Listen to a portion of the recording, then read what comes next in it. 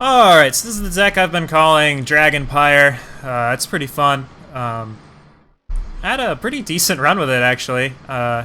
And just does a lot of really interesting things. I did notice there was a lot of people playing a ton of Dazzles.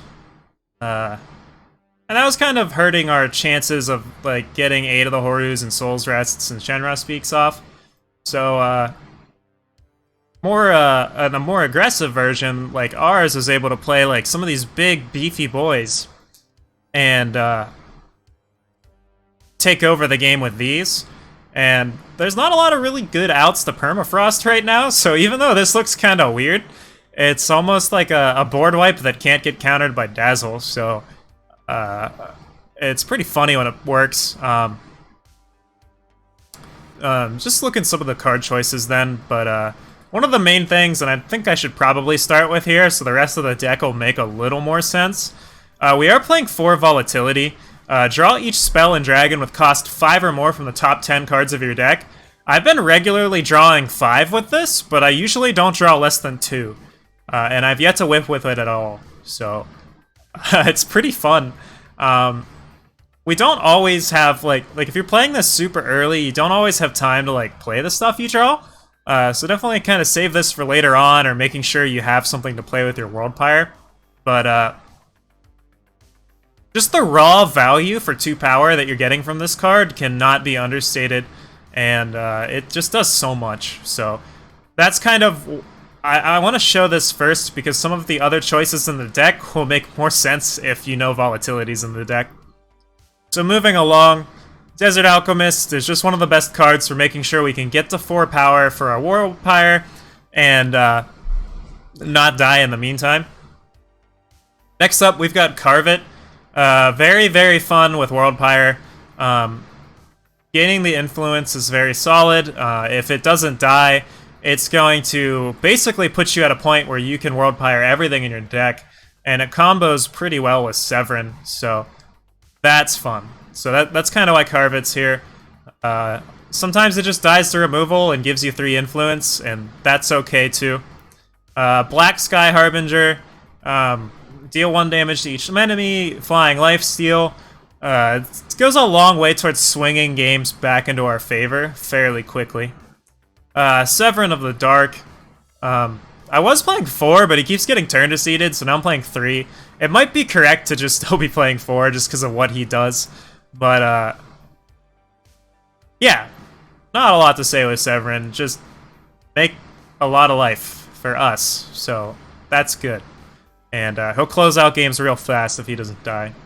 Rimescale Draconus. I kind of talked about this, but it's just a really solid answer to... There's a lot of decks that just attack every turn in the game against us, and that's what you're supposed to be doing. And if you put in a 7/6 into play, then all of a sudden all of their attackers are just wrecked.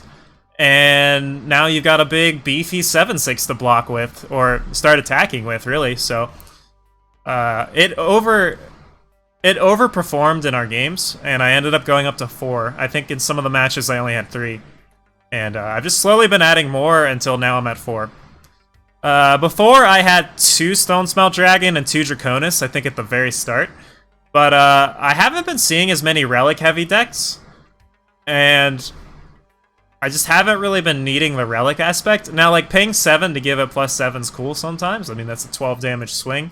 But I literally never did it, and I can imagine this card being very good against, like, Backbreaker decks or Shrine decks or Battery's Tota deck. So I think this is something we want access to, but we don't need too many of. And then Voprex potentially could cut a Stone Smelt for a second Voprex. I never got a chance to play him in my games, but you can just play Voprex and steal one of their dragons, or steal one of their guys, and if you've got any other dragons in play, you're stealing 2 of them.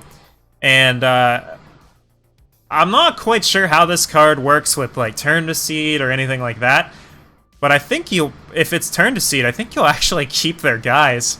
So he just seems super interesting, and I'm hoping at some point I'll be able to Worldpyre him into play. If you guys get a chance to, please let me know how that goes for you. I haven't done it yet, but I hope to soon. Permafrost, one of the better early removal spells that Worldpyre decks have access to, and yeah, not a lot to say here. Next up, Transpose. This is our primary way of hitting our market and our Worldpyre in this deck, and also giving us Aegis is nice as well. We have a nice little toolbox here. Furnace Mage is for relics and attachments and stuff. Malediction, wiping out go-wide strategies. Silverblade Menace and Broker allow us to really go for the late game. Some decks will just concede to you transposing Broker and then putting 4 Menaces on top of your deck. They'll just lose. So that's a solid thing we have access to. And of course we have Worldpyre. Dazzle is one of the best answers to Dazzle and Turn to Seed. So it also plunders, which is helpful. And yeah, I don't think this should... This might not be supposed to be 4 of. It might be a... Maybe should just be replaced entirely with Annihilate. But, I don't know. I think it's cool. I wanted to play with the new cards, so that's why we have 4 Dazzle. And, for Petition, draw a power card of your choice from your deck. Let's just take a gaze over here at our power base.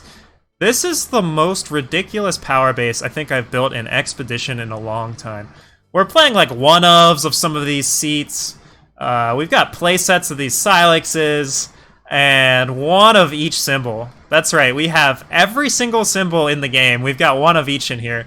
So you can petition up whichever symbol you're missing, and use that to use that symbol to maybe fill the gaps for whatever Silexes you're trying to get treasures from, or whatever. Justice symbol is our only way to hardcast Aid of the Hooru or Shen-Ra Speaks in a pinch, or if we draw a petition early and we want to curve into Shen-Ra Speaks. That's one of the ways we can do that, and it might be a bit of a greedy mana base, but it actually works pretty well, and since we're playing Worldpyre, it's not as important that we have all of the influence we need to cast everything in our deck on time, because we're just trying to get to 4 power and play Worldpyre. So and from there, the influence doesn't matter as much anymore, as long as we keep our Pyre. So that's kind of the idea with that, and if the mana base looks crazy, that's because it is crazy. Shen-Ra Speaks, I talked about this, but it's just one of the more versatile removal spells. You could potentially play Solar Blast in the slot if you wanted to be able to hardcast Shen-Ra Speaks a little better, but I think that's wrong. Shen-Ra Speaks Decimate is too important too often to pass up, and sometimes they've got stuff that's bigger than an X7, so Solar Blast doesn't always cut it, so that's how we end up with Shen-Ra Speaks. Plus there's stuff like Ikaria where you just really need to silence it first, so yeah, this definitely earns its slot. Wrath of Caiphus, 1 or 2 of these. It's just an extra hit with Volatility. I noticed that sometimes I wanted power with my Volatility and I didn't want big dragons and stuff. So Wrath of Caiphus is a way to kind of get around that.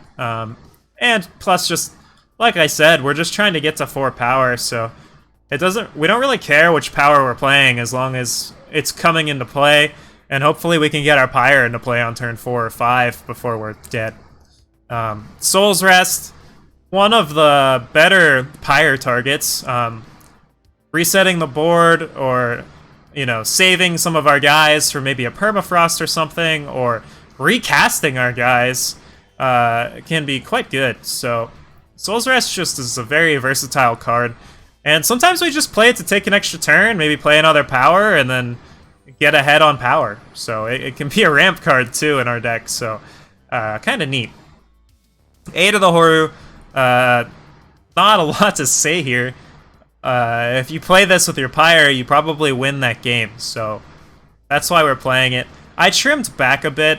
We have Volatility to fetch stuff, and sometimes we were just sitting with too much expensive stuff in our hand. It could still be correct to be playing more Aid of the Hooru, but this is kind of a way to play around too many Dazzles in the format, is to just kind of switch over to more minion-based stuff. So kind of where I was at with that. I've gone through just about every card, and deck's super fun to play, and let me know what you think.